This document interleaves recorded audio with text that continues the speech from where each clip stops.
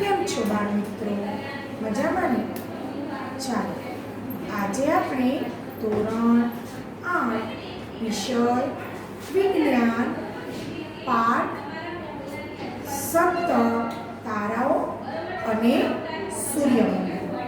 તો બાળ મિત્રો, આપણે અગાઉના વિડીયોની અંદર કેટલા મૃક્ષી, શર્મિષ્ઠા, બરાબર, એ જ રીતે આપણે કયા તારાઓ વિશે સમજી ગયા? સપ્તર્ષિ, બરાબર, એ બધા વિશે આપણે અગાઉના વિડીયોમાં શીખી ગયા.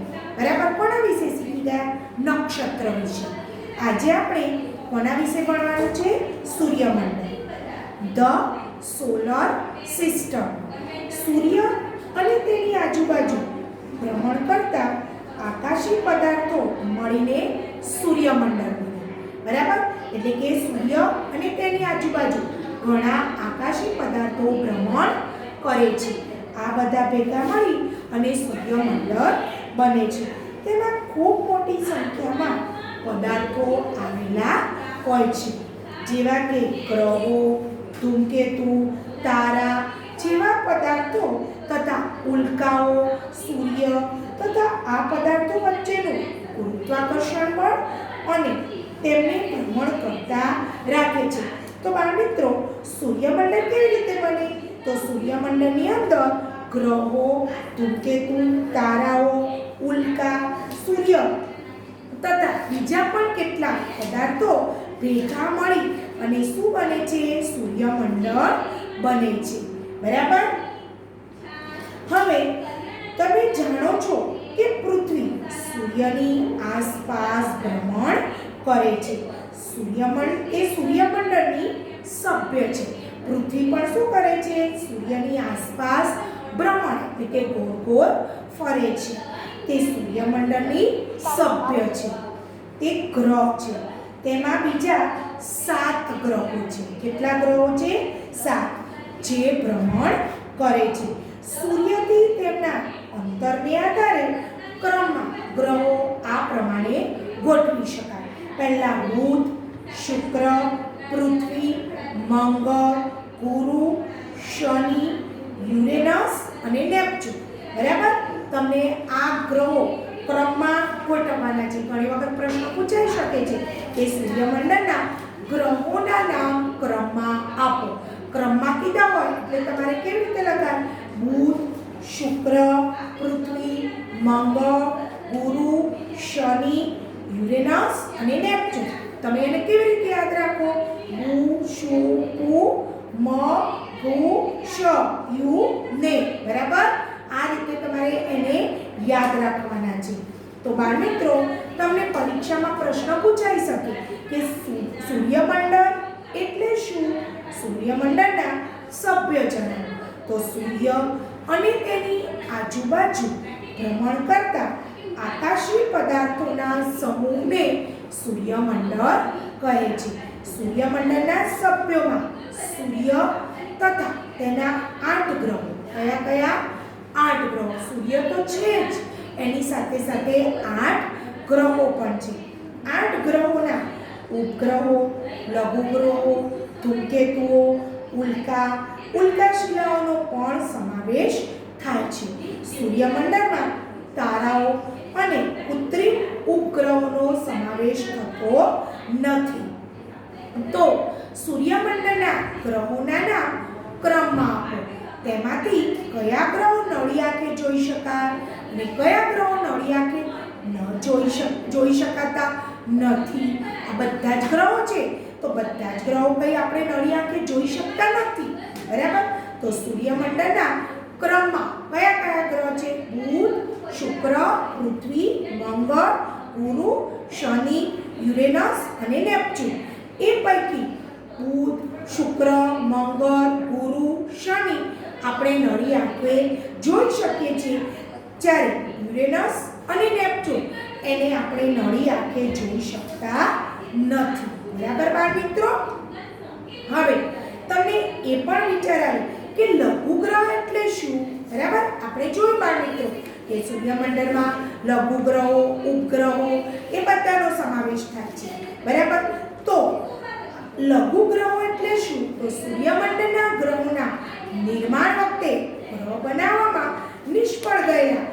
નાના અવકાશી પદાર્થોને લઘુગ્રહો કહે છે.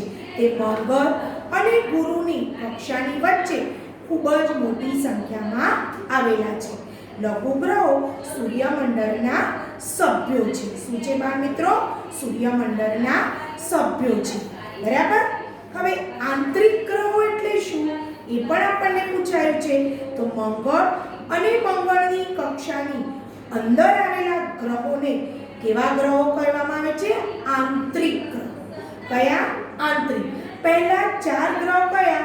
બુધ, શુક્ર, પૃથ્વી અને મંગળ. બાકીના 4 ગ્રહો કરતા એ સૂર્યની કેવા છે? નજીક છે. તેમને આંતરિક ગ્રહો કહે છે. તો આંતરિક ગ્રહો કયા કયા? બુધ, શુક્ર, પૃથ્વી અને મંગળ. જ્યારે બાહ્ય ગ્રહો કયા?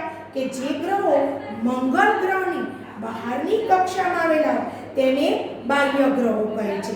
જે એટલે કે ગુરુ, શનિ, યુરેનસ અને નેપચ્યુન એ બાહ્ય ગ્રહો છે. એ મંગળ ગ્રહની કક્ષાની બહાર આવેલા છે. બરાબર. હવે અહીં આપણને આકૃતિ 17.17 માં સૂર્યમંડળ આપેલું છે. જુઓ, એમાં સૌથી અંદર શું છે? સૂર્ય. બરાબર. હવે જુઓ, બહાર બુધ, એની બહાર શુક્ર, પછી પૃથ્વી, પછી મંગળ, પછી ગુરુ, પછી શનિ, પછી યુરેનસ અને નેપચ્યુન. તો સૂર્યની નજીક કયો ગ્રહ થયો? બુધ. પછી બીજો કયો? શુક્ર. પછી પૃથ્વી અને મંગળ. એ કેવા ગ્રહો છે? આંતરિક ગ્રહો. કેમ? એ ક્યાં આવેલા છે? સૂર્યના ક્યાં આવેલા છે? એ સૂર્ય એટલે કે મંગળ ગ્રહની કક્ષાની અંદર. મંગળની અંદર જુઓ પૃથ્વી, બુધ, શુક્ર અને સૂર્ય છે. બરાબર. આ બધા મંગળ ગ્રહ છે એની અંદર આવેલા છે. જ્યારે મંગળની બહાર કયા આવે છે? ગુરુ, શનિ, યુરેનસ અને નેપચ્યુન. બરાબર. અને સૂર્ય એ સૌથી નજીક છે. બરાબર. આપણને આ સૂર્યમંડળ આપેલું છે. 17.17 માં સૂર્યમંડળનું દ્રશ્ય ગોઠવણીની રીતે સ્પષ્ટ કર્યું છે. મેં એવું વાંચ્યું છે કે સૂર્યમંડળમાં 9 ગ્રહો આવેલા છે. કેટલા છે? 9. આપણે ગણીએ. જુઓ, સૂર્ય, પછી શુક્ર, બુધ, પૃથ્વી 3, મંગળ 4, ગુરુ 5, શનિ 6, યુરેનસ 7, નેપચ્યુન 8. બરાબર. હવે આ 9 ગ્રહો કયા? તો સૂર્ય 1, શુક્ર 2, બુધ 3, શનિ 4, મંગળ 5, ગુરુ 6, શનિ 7, યુરેનસ 8 અને નેપચ્યુન 9. આ 9 ગ્રહો આવેલા છે. બરાબર. હવે તમે જાણતા હતા 2006 સુધી સૂર્યમંડળમાં કેટલા ગ્રહ હતા? 9. આપણે જોયા. બરાબર. સૂર્યમંડળમાં કેટલા ગ્રહ છે? 9. ક્યાં સુધી હતા? 2006 સુધી. બરાબર. 2006 માં ઇન્ટરનેશનલ એસ્ટ્રોનોમિકલ યુનિયન IAU દ્વારા ગ્રહની નવી વ્યાખ્યા સ્વીકારવામાં આવી. આ વ્યાખ્યા મુજબ પ્લુટો બંધ બેસતો ન હતો. પ્લુટો એકદમ નાશ પામ્યો હતો. જેને જોવો અથવા તો ત્યાં કોઈ શક્ય જ નથી. બરાબર. ત્યાં જીવન શક્ય નથી, ત્યાં જઈ શકાય એવું નથી. એટલે કે 2006 સુધી તો કેટલા ગ્રહો હતા? 9. બરાબર. કેટલા હતા? 9. પણ ત્યાર પછી હવે આ વ્યાખ્યા મુજબ પ્લુટો બંધ બેસતો નથી. હવે સૂર્યમંડળમાં તે ગ્રહ રહ્યો નથી. હવે નેપચ્યુન ગ્રહ કેવો પામ્યો છે? નાશ. એટલે કે હવે એ ગ્રહ રહ્યો નથી. ચાલો સૌર કુટુંબમાં કેટલાક સભ્યો વિશે જોઈએ. હવે આ સૂર્યમંડળની અંદર કેટલાક ગ્રહો જોઈએ. બરાબર. કયા ગ્રહો આપણે નળી આંખે જોઈ શકીએ છીએ બાળ મિત્રો? તો બુધ, શુક્ર, મંગળ, ગુરુ અને શનિ એ આપણે આપણી આંખોથી જોઈ શકીએ છીએ. કયા ગ્રહો આપણે નળી આંખે જોઈ નથી શકતા? તો એ યુરેનસ અને નેપચ્યુન. એને આપણે જોઈ શકતા નથી. બરાબર. હવે ગ્રહોની કક્ષા આપણે જોયું કે આ બધી ગ્રહોની શું છે? કક્ષા. પણ ગ્રહોની કક્ષાની વ્યાખ્યા શું છે? તો ગ્રહો એક નિશ્ચિત માર્ગ પર સૂર્યની આસપાસ પરિક્રમણ કરે છે. આપણે જોયું ને સૂર્ય વચ્ચે છે, બધા ગ્રહો એની આસપાસ શું કરે છે? પરિક્રમણ કરે છે. પરિક્રમણ કરવું એટલે ગોળ ગોળ ફરે છે. બરાબર, પરિક્રમણ કરે છે. આ માર્ગને તેની કક્ષા કહે છે. શું કહે છે? કક્ષા. હવે સૂર્ય આપણી સૌથી નજીકનો તારો છે. એ આપણે અગાઉ શીખી ગયા કે સૂર્ય શું છે? નજીકનો તારો. તે સતત શું આપે છે? ઉષ્મા અને પ્રકાશ. ગરમી આપે છે અને પ્રકાશ પણ આપે છે. ઉનાળાની અંદર આપણને સૂર્યની અંદર પ્રચંડ ગરમી લાગે છે. બરાબર, શિયાળામાં આપણને સૂર્યનો તડકો સારો લાગે છે, પણ ઉનાળામાં કેટલી પ્રચંડ ગરમી લાગે. સૂર્યના એટલું બધું તેજ છે કે એની તેજની અંદર બીજા તારાઓ કે ગ્રહોને આપણે જોઈ શકતા નથી. દિવસે આપણે જોઈ શકતા નથી. તો એ ઉષ્મા અને પ્રકાશનું ઉત્સર્જન કરે છે. પૃથ્વી પરની તમામ ઊર્જાનો સ્ત્રોત, પૃથ્વી પર જે પણ ઊર્જાનો સ્ત્રોત છે એ શું છે? સૂર્ય.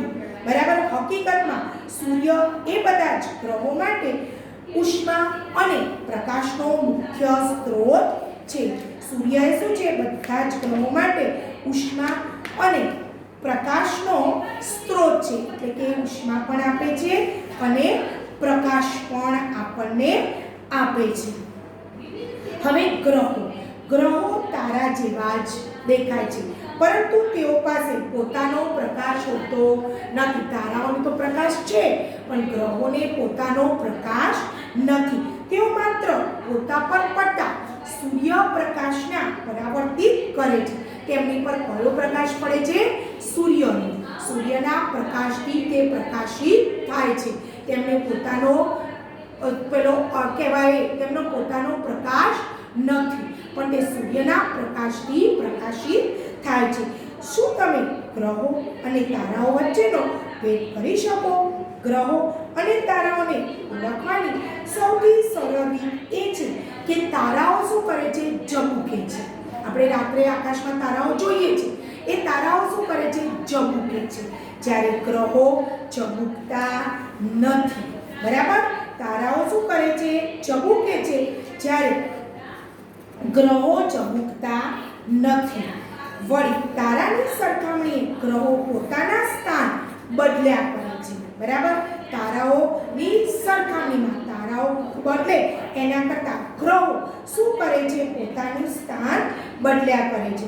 ગ્રહો એક નિશ્ચિત માર્ગ પર સૂર્યની આસપાસ પરિક્રમણ કરે છે. એક નિશ્ચિત માર્ગે સૂર્યની આસપાસ ગોળ ગોળ પરિક્રમણ કરે છે. આ માર્ગને તેની કક્ષા કહે છે. એક પરિક્રમણ પૂરું કરવા માટે લાગતા સમયને તે પરિક્રમણનો ગાળો કહે છે. જેમ જેમ સૂર્યથી ગ્રહનું અંતર વધે તેમ પરિક્રમણનો સમયગાળો પણ વધે છે.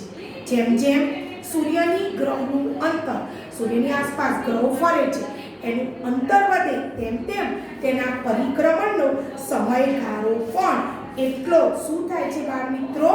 વધે છે. બરાબર, મને આશ્ચર્ય થયું કે સૂર્યની ફરતે પરિક્રમણ કરતી વખતે ગ્રહો અથડાતા કેમ નથી? ગ્રહો તો બધા સૂર્યની આસપાસ પરિક્રમણ કરે છે, તો એ એકબીજા સાથે અથડાતા કેમ નથી? બરાબર, એ માટે આપણે પ્રવૃત્તિ 17.9 જોવાની છે. બરાબર, તમારા 4-5 મિત્રો સાથે રમતના મેદાન ઉપર જાઓ. તમે એને તમારા 4-5 મિત્રો ક્યાં જવાનું? રમતના મેદાન ઉપર. એક જ કેન્દ્ર રાખી જુદી જુદી ત્રિજ્યા 1 મીટર, 2.5 મીટર અને 3.8 મીટર વાળા 4 વર્તુળ દોરો. તમારા એક મિત્રને કેન્દ્રમાં ઊભો રાખો, એટલે કે બરાબર વચ્ચે કેન્દ્રમાં ઊભા રહેવાનો, જે સૂર્ય દર્શાવે છે. તમારા બીજા 4 મિત્રો બુધ, શુક્ર, પૃથ્વી અને મંગળ દર્શાવે છે. તમારા મિત્રોને સૂર્યની ફરતે ઘડિયાળના કાંટાની વિરુદ્ધ દિશામાં પોતાની જ કક્ષામાં ફરવાનું કહો. શું તેઓ એકબીજા સાથે અથડાય છે? બરાબર, આ રીતે ગોળ વર્તુળ દોરવાના છે અને મધ્યમાં એક જણ ઊભું છે. દરેક ગોળ ઉપર એક જણ ઊભા રહેવાનું છે અને હાથમાં શું લીધું છે? જુઓ, એક વચ્ચે સૂર્ય છે, જે છોકરી ઊભી છે એના હાથમાં શું છે? સૂર્ય. બહાર છે મંગળ, પછી શુક્ર, બુધ અને પૃથ્વી. આ લોકોએ ગોળ ગોળ ફરવાનું છે. બરાબર? તો તમારે 4-5 મિત્રોએ ક્યાં જવાનું? રમતના મેદાન ઉપર. એક જ કેન્દ્ર રાખી જુદી જુદી ત્રિજ્યાથી વર્તુળ દોરવાનું. તમે વર્તુળનું ત્રિજ્યા લઈને વર્તુળ દોરો છો. ફૂટપટ્ટી ઉપર માપ લો છો ને, વર્તુળની અંદર પેન્સિલ ભરાઈ ફૂટપટ્ટી પર માપ લો છો. એવું માપ લઈ જુદા જુદા માપના શું દોરવાના? વર્તુળ. 1 સેમી, 2.5, 1 મીટર, 2.5 મીટર, 3.8 મીટર, 5 મીટર, 4 વર્તુળ દોરો. તમારા એક મિત્રને બરાબર ક્યાં ઉભો રાખો? કેન્દ્રમાં, એટલે કે વચ્ચે ઉભા રાખો. જે શું દર્શાવે છે? સૂર્ય. જે એના હાથમાં શું પકડેલું છે? સૂર્ય. બરાબર? સૂર્ય લખેલું છે, કાગળ પકડેલું છે. બીજા મિત્રોને શું કરવાનું છે? બુધ, શુક્ર, પૃથ્વી, મંગળ એમ પકડાવો અને સૂર્યની ફરતે ઘડિયાળના કાંટાની વિરુદ્ધ, ઘડિયાળનો કાંટો જે દિશામાં ફરે છે એની વિરુદ્ધ દિશામાં ગોળ ગોળ ફરવાનું કહો. એકબીજાને અથડાય છે. પરિભ્રમણ કરતા 4 છોકરાઓ એકબીજાને અથડાતા નથી. જે કાંટાઓ ગોળ ગોળ ફરે છે એકબીજાને અથડાય છે? નથી અથડાતા. એમ આ પણ વિરુદ્ધ, કઈ વિરુદ્ધ દિશામાં? ઘડિયાળના કાંટાની વિરુદ્ધ દિશામાં ફરવાનું છે. તો એકબીજાને અથડાતા નથી. સૂર્યની આસપાસ પોતાની ભ્રમણ કક્ષા કરતા ગ્રહો એકબીજાને અથડાતા નથી.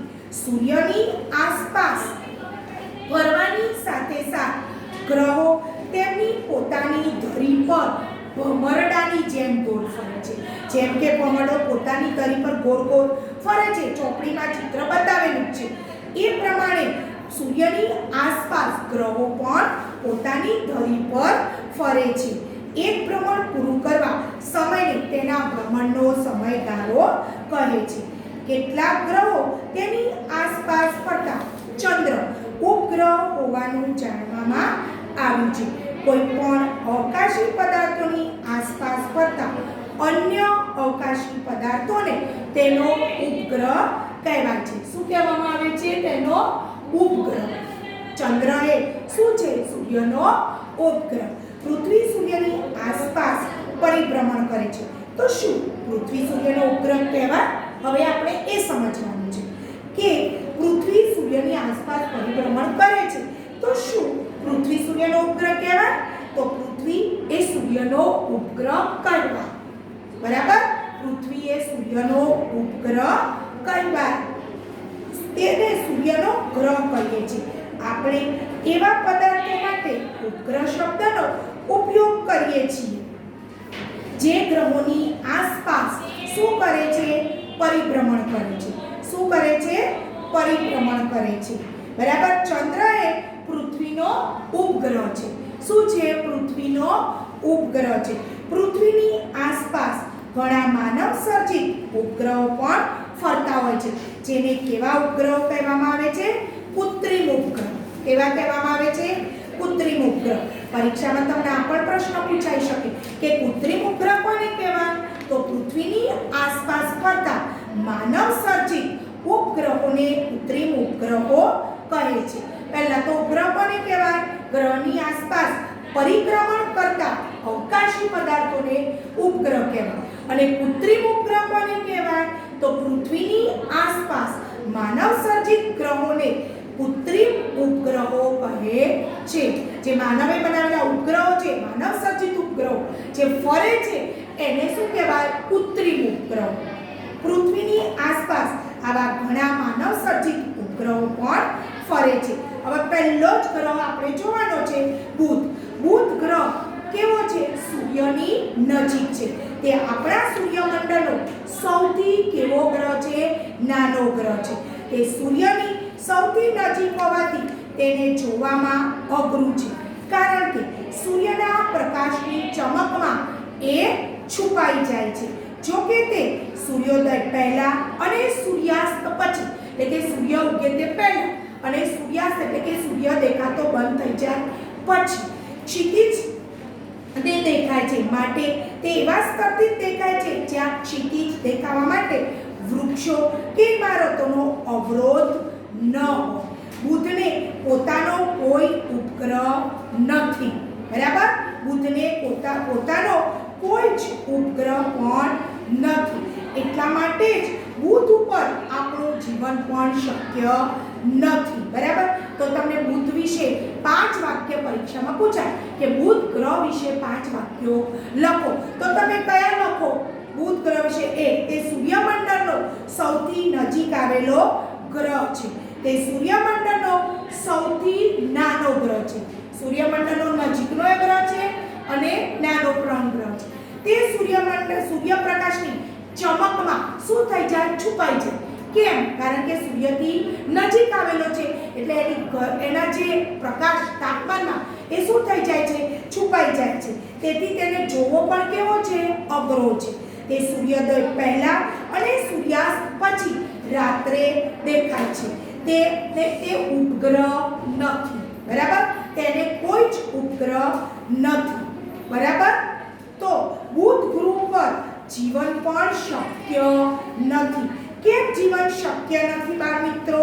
તો જુઓ, બુધ ગ્રહ સૂર્યની કેવો છે? નજીક. સૂર્યની નજીક હોય એટલી પ્રચંડ ગરમીમાં માણસ રહી શકતું નથી. આપણે આટલા સૂર્યથી દૂર છે તો આપણને એના કિરણો કેટલા ગરમી આપે છે. તો સૂર્યની નજીક માણસ રહી શકે નહીં. તેના પર દિવસે ખૂબ જ ઊંચું તાપમાન અને રાત્રે ખૂબ જ નીચું તાપમાન રહે છે. આમ બુધ ગ્રહ પર દિવસ અને રાત્રિ દરમિયાન તાપમાનના ઘણા જ વિશેષ ફેરફાર છે. બુધ ગ્રહ પર કોઈ વાતાવરણ પણ નથી. આમ વાતાવરણની ગેરહાજરી અને તાપમાન વિશે ફેરફારને કારણે આપણે બુધ ગ્રહ ઉપર આપણું જીવન શક્ય નથી. એટલે કે બુધ ઉપર આપણે જીવી શકતા નથી. ના જીવવાનું કારણ શું? સૂર્ય. કારણ કે બુધ એ સૂર્યથી ઘણો નજીક આવેલો છે. બરાબર? સૂર્ય એ બીજા તારા કરતા કેવો દેખાતો તો? મોટો. કેમ? કારણ કે પૃથ્વીનો કેવો છે? સૌથી નજીકનો તારો છે અને બીજા તારાઓ કેવા હતા? ઘણા દૂર. અને બુધ એ પાછો સૂર્યની કેવો છે? નજીક છે. એટલે પ્રચંડ ગરમી આપે છે. શુક્ર. હવે શુક્ર. બરાબર? પૃથ્વીની સૌથી નજીકનો પાડોશી ગ્રહ કયો? શુક્ર. તે રાત્રે આકાશમાં દેખાતો સૌથી તેજસ્વી ગ્રહ છે. કેટલીકવાર સૂર્યોદય પહેલા પૂર્વ આકાશમાં શુક્ર દેખાય છે તો ક્યારે પશ્ચિમ આકાશમાં સૂર્યાસ્ત પછી તરત જ દેખાય છે. એટલે તેને અવારનવાર સવારનો તારો કે સાંજનો તારો કહે છે. જો કે તે તારો નથી. રાત્રે આકાશમાં શુક્રનું સ્થાન નક્કી કરવા કોશિશ કરો. શુક્રને પોતાને ચંદ્ર કે ઉપગ્રહ નથી. શુક્રને પોતાની ધરી પર ભ્રમણ એ કેટલેક અંશે અસામાન્ય છે. તે પૂર્વથી પશ્ચિમ દિશામાં ફરે છે જ્યારે પૃથ્વી પશ્ચિમથી પૂર્વ દિશામાં ફરે છે. બરાબર? તો શુક્ર વિશે આપણે સમજવાનું છે. શુક્ર એ શું છે? પૃથ્વીની સૌથી નજીકનો ગ્રહ છે. તે રાત્રિના આકાશમાં સૌથી કેવો દેખાય છે? તેજસ્વી દેખાય છે. તે કેટલાક સમયે સૂર્યોદય પહેલા એટલે કે સૂર્ય ઉગતા પહેલા અને સૂર્યાસ્ત પછી કઈ દિશામાં દેખાય છે? પશ્ચિમ આકાશમાં. એટલે તેને સવારનો અને સાંજનો તારો કહે છે. એ તારો નથી. એ શું છે? ગ્રહ છે. પણ એ તારો નથી. તે સૂર્યથી પશ્ચિમ દિશામાં ફરે છે. આથી ત્યાં સૂર્ય પશ્ચિમમાં ઉગતો અને પૂર્વમાં આથમતો જણાય છે. તેને ઉપગ્રહ પણ નથી. બરાબર? એને ઉપગ્રહ પણ નથી. હવે પ્રવૃત્તિ 17.10 કોઈ સમાચાર પત્ર લો. શું લેવાનું છે? કોઈ સમાચાર પત્ર લો. બરાબર? કે પંચાંગને આધારે શુક્રને આકાશમાં દેખાવાનો સમય શોધી કાઢો.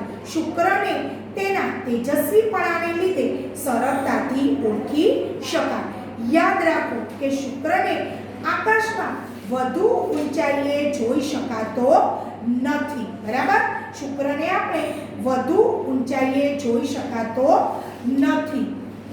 શુક્રને સૂર્યોદયના 1 થી 3 કલાક પહેલા અને સૂર્યાસ્તના 1 થી 3 કલાક પછી જોઈ શકાય છે. તો આ શુક્રનું પરિગ્રહનું પરીક્ષણ કેવી રીતે કરવામાં આવે છે? તો કોઈ સમાચાર પત્ર કે પંચાંગ આપણે જોઈએ છે પહેલામાં કેલેન્ડરની અંદર, બરાબર?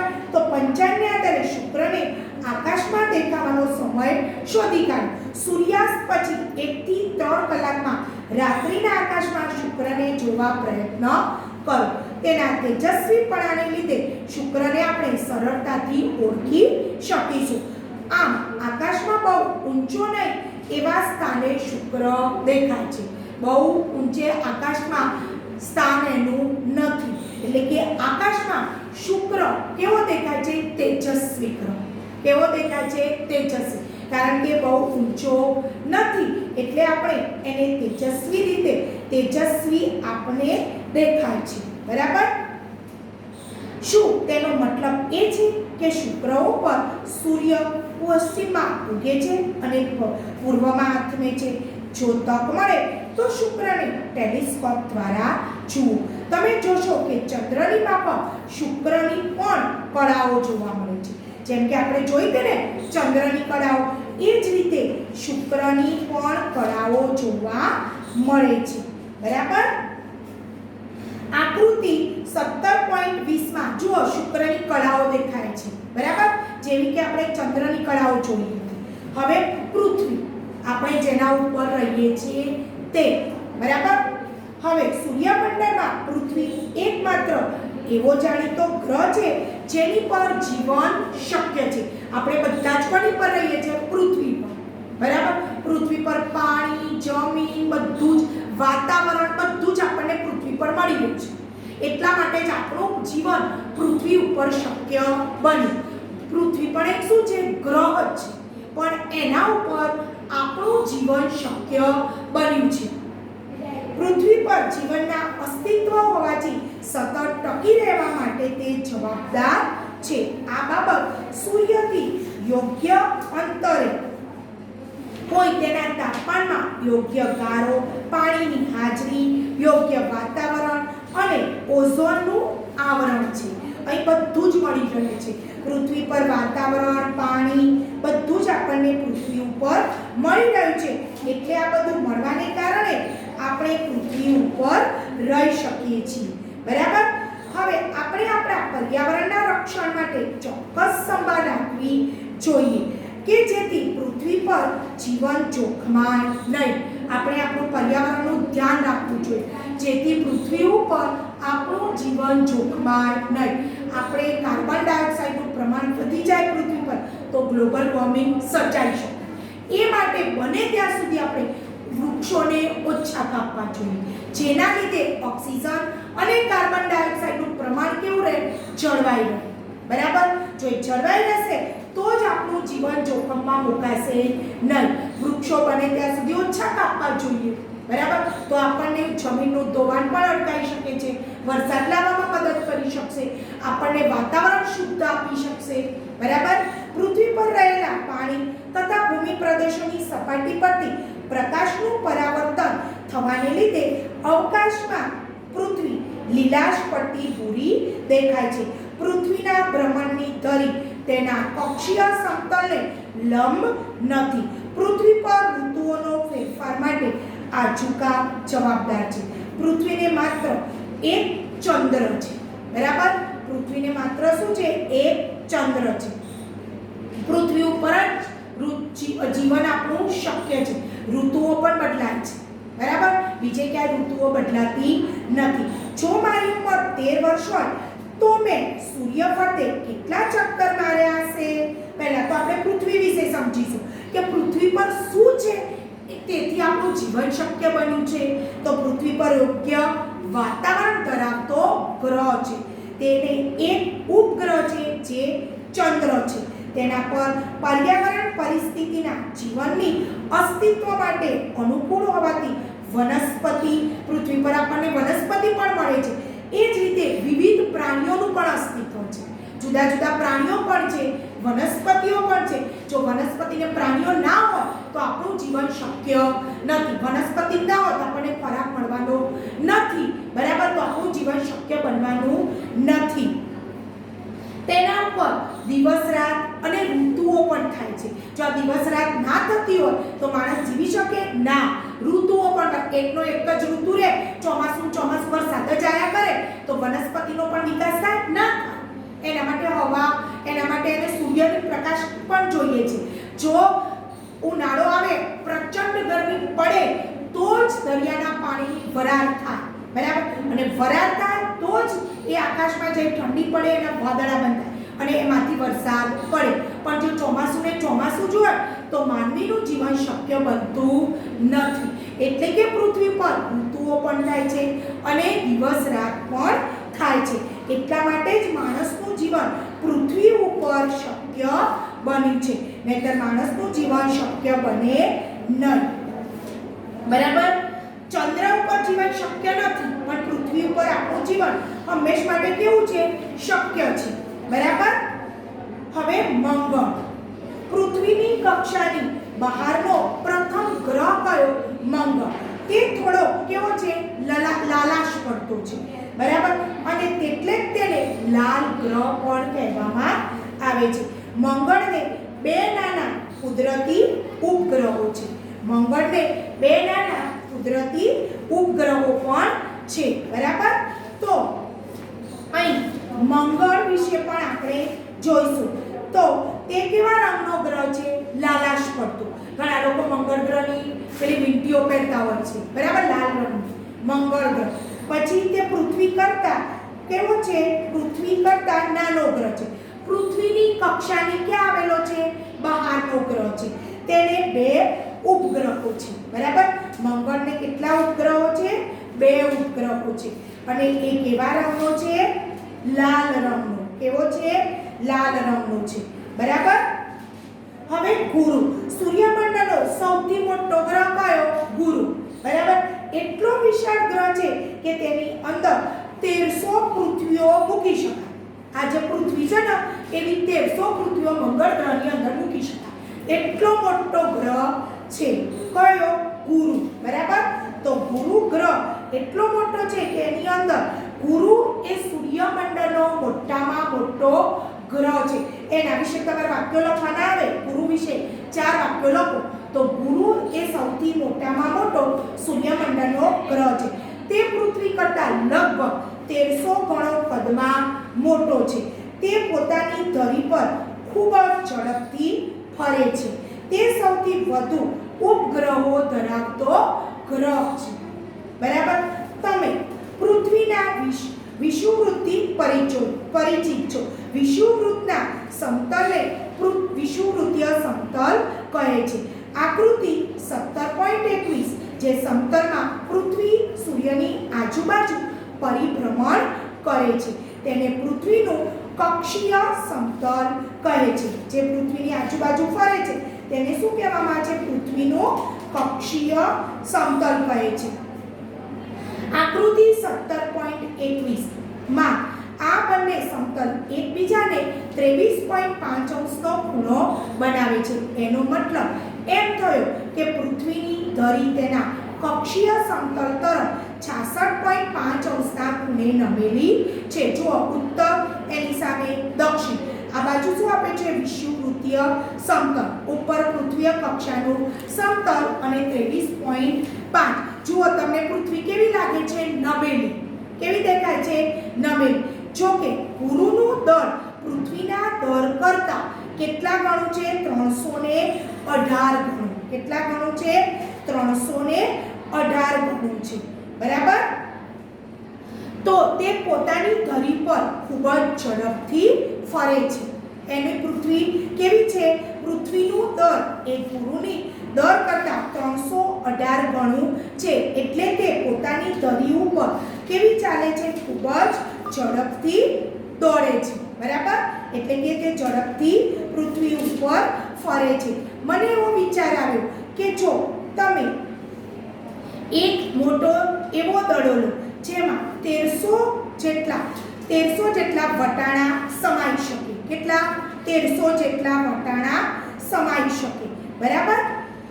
હવે તો તે દડો ગુરુ દર્શાવે છે અને એક વટાણાનો દડો પૃથ્વીનો દર્શાવે છે.